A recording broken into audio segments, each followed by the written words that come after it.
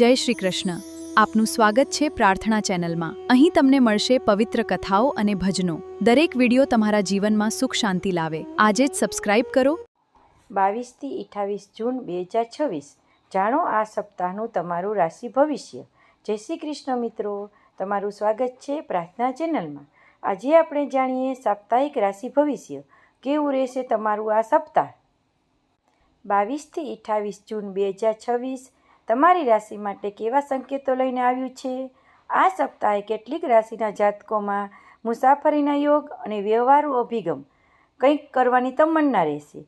તેમજ કોઈ ગેરસમજ કે તકરાર ન થાય તે માટે સ્વભાવમાં ધીરજ, વાતચીત કરવામાં આતુરતા ન દાખવવી. આમ તમામ રાશિઓના જાતકો માટે આ સપ્તાહ દરમિયાન લાભાલાભ થશે. ચાલો જાણીએ વિગતો. તો મિત્રો, વિડીયો શરૂ કરીએ તે પહેલાં જો તમે અમારી ચેનલને સબસ્ક્રાઈબ ના કરી હોય તો હમણાં જ કરી લો અને વિડીયોને લાઈક અને શેર કરવાનું ભૂલશો નહીં. અને આ વિડીયો તમારા પરિવારજનો સાથે જરૂરથી શેર કરજો. મિત્રો, તો સૌથી પ્રથમ આપણે જાણીએ મેષ રાશિના જાતકો વિશે. મેષ રાશિના જાતકોને વાતચીતમાં આતુરતા કે અધીરાપણું વધુ જોવા મળી શકે. કંઈ પણ જાણવાની વૃત્તિ પણ વધુ જાગે, તેમજ ઉતાવળ કરવાની વૃત્તિ પણ વધુ જોવા મળે, જેમાં થોડી તકેદારી રાખવી સારી. કોઈની સાથે મતભેદ ન થાય તેનું ધ્યાન રાખવું હિતાવહ છે. શાંતિથી સમય પસાર કરવો. મિત્રો, તો હવે આપણે જાણીએ વૃષભ રાશિના જાતકો માટે કેવું રહેશે આ સપ્તાહ. કંઈક કરવાની તમન્ના વધુ થાય, સહયોગની ભાવના પણ વધુ જોવા મળે તેવું બની શકે.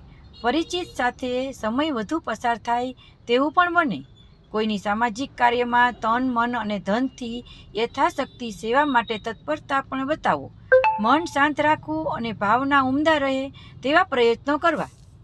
અને આ સમય દરમિયાન પસંદગીની ખરીદી કરવાનો પણ સંતોષ મળી શકે છે. તો મિત્રો, હવે જાણીએ મિથુન રાશિના જાતકો માટે આ સપ્તાહ કેવું રહેશે. આ સપ્તાહ પ્રશંસા થવાથી તમારા આત્મવિશ્વાસ અને કાર્યરુચિ વધુ દેખાય. વાણી પર તમારો પ્રભાવ સારો રહે. કોઈ અગત્યની મુલાકાત સફળ થવાની વાત બનતા યોગ છે. તો ક્યાંક મુસાફરીનું આયોજન સંભવિત બની શકે છે. ઉત્સાહ સારો જોવા મળે, જેની સારી અસર તમારા વ્યક્તિત્વ પર પડે છે. તો મિત્રો, હવે જાણીએ કર્ક રાશિનું સાપ્તાહિક ભવિષ્ય કેવું રહેશે. કર્ક રાશિ માટે વ્યવહારુ અભિગમથી તમારા આયોજન મુજબ કાર્ય થાય તેવી કોઈ વાત જોવા મળે. સારા પરિવર્તનના યોગ બની શકે છે. તમારામાં આત્મવિશ્વાસ સારો રહે, જેની અસર તમારા કામ અને વ્યવહાર પર સારી જોવા મળી શકે છે. નિખાલસતા રાખવી જેથી તમારા કાર્યમાં અને વ્યવહારમાં સારી અસર પડે. પ્રતિભા સારી રહે અને પ્રશંસા થાય. હવે આપણે જાણીએ સિંહ રાશિ વિશે. સિંહ રાશિના જાતકો માટે સ્વભાવમાં થોડી ધીરજ અને તકેદારી રાખવી, વાતચીત કરવામાં કાળજી રાખવી જેથી ક્યાંય ગેરસમજ ન થાય. નવું કોઈ આયોજન સંભવિત બની શકે છે, જેનો ઉત્સાહ અને ખુશીનો ભાવ જોવા મળી શકે છે. થાકની અસર થોડી વધુ રહે તેવું બની શકે છે. આરામ કરવાની વૃત્તિ રહે. મિત્રો, હવે જાણીએ કન્યા રાશિ વિશે. કન્યા રાશિના જાતકો માટે કોઈના થકી નવા કાર્ય અંગે જાણકારી મળે કે આયોજન થઈ શકે. તમારા કાર્યમાં ઉત્સાહ સારો જોવા મળે, તેમજ અન્યનો સહયોગ પણ તમને મળી શકે અને તેવું પણ બની શકે. આરામ વૃત્તિની ઈચ્છા ફુરસદના સમયમાં વધુ જોવા મળે. ઇતર પ્રવૃત્તિમાં પણ સમય પસાર થાય કે નાણાંનો પણ ખોટો ખર્ચ થઈ શકે છે. મિત્રો, હવે જાણીએ આપણે તુલા રાશિ વિશે. તુલા રાશિના જાતકો માટે આ સપ્તાહ દરમિયાન પ્રસંગ કે યાત્રા દરમિયાન જૂના પરિચિતને અચાનક મળવાનો યોગ બને છે, જેમાં ખુશી, આનંદ, સંતોષ જોવા મળી શકે છે. વાર્તાલાપના સમયમાં વધુ સમય પસાર થાય, પણ ક્યાંક અગત્યની વાતચીત કરવાની હોય તો તે સંબંધિત પણ બની શકે છે. નવું જાણવાની વૃત્તિ વધુ જોવા મળે છે તેવું પણ જણાય છે. કોઈ આયોજન હશે તો કાર્ય સફળતા સંભાવના પણ છે. તો મિત્રો, જાણીએ હવે વૃશ્ચિક રાશિ વિશે. વૃશ્ચિક રાશિના જાતકો માટે કોઈ કાર્ય હેતુ તમને કોઈ મળવા આવે તેવું વધુ બને. કાર્યમાં તમે વ્યસ્ત પણ વધુ રહો તેવું બનવા જોગ છે.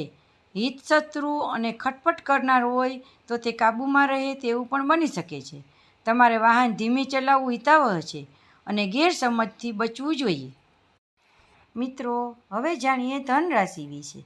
ધન રાશિના જાતકો માટે વિચારોમાં સારા પરિવર્તનના કારણે કોઈ નાના કે મોટા કાર્ય દરમિયાન તમારા લોકો સાથે સુમેળ વધુ સારો રહે તેવું બની શકે. કંઈક નવું જાણવા કે શીખવા પણ મળે. સામાજિક કાર્યોમાં તમે સારું યોગદાન આપો તેવું પણ બનવા જોગ છે. નવા પરિચય પણ થઈ શકે. તો મિત્રો, હવે જાણશું આપણે મકર રાશિના જાતકો વિશે. મકર રાશિના જાતકો માટે લોકો પ્રત્યે આદરભાવ રાખવો ઇચ્છનીય છે. ગણતરીપૂર્વક વ્યવહાર કરવામાં સરળતા રહે છે. દરેક બાબતમાં ધીરજ અને ગણતરી કરવી હિતાવહ છે. તમારે વાર્તાલાપમાં ચોકસાઈ રાખવી જરૂરી છે, જેથી કોઈ ગેરસમજ ઊભી ન થાય. તમે વ્યવહારુ અભિગમ રાખશો તેટલો જ સારો વ્યવહાર પણ સામે પક્ષ મેળવશો. માટે ધીરજ, શાંતિ રાખવી જરૂરી છે. મિત્રો, હવે જાણીશું આપણે કુંભ રાશિના જાતકો વિશે. આ સપ્તાહ તેનું કેવું રહેશે? કુંભ રાશિના જાતકો માટે કોઈ પણ કામકાજ અને વાતચીતમાં ધીરજ અને જવાબદારી યોગ્ય રાખવી. ઉશ્કેરાટથી બચવું, જેથી કોઈની સાથે તકરાર ન થાય તેનું ધ્યાન રાખવું હિતાવહ છે. જ્યાં જરૂર જણાય ત્યાં ચોખવટ પણ રાખવી. અંગત કાર્યોમાં સમયનો વ્યય થાય તેવું પણ બને. થાકની અસર કામના અંતે વધુ દેખાય. મિત્રો, હવે જાણશું મીન રાશિનું સાપ્તાહિક ભવિષ્ય.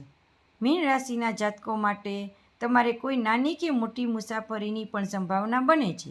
ખોટા ખર્ચ થાય તેની પણ સંભાવના છે. અણધારી મુલાકાત થઈ શકે, તેમાં સમય વ્યસ્તતા વધી જાય અથવા ક્યાંક સમયનો પણ વ્યય થાય. વાતચીતમાં ઉગ્રતા ન થાય કે ગેરસમજ ન થાય તેનું ધ્યાન રાખવું, તેમજ ધીરજ રાખવી હિતાવહ છે.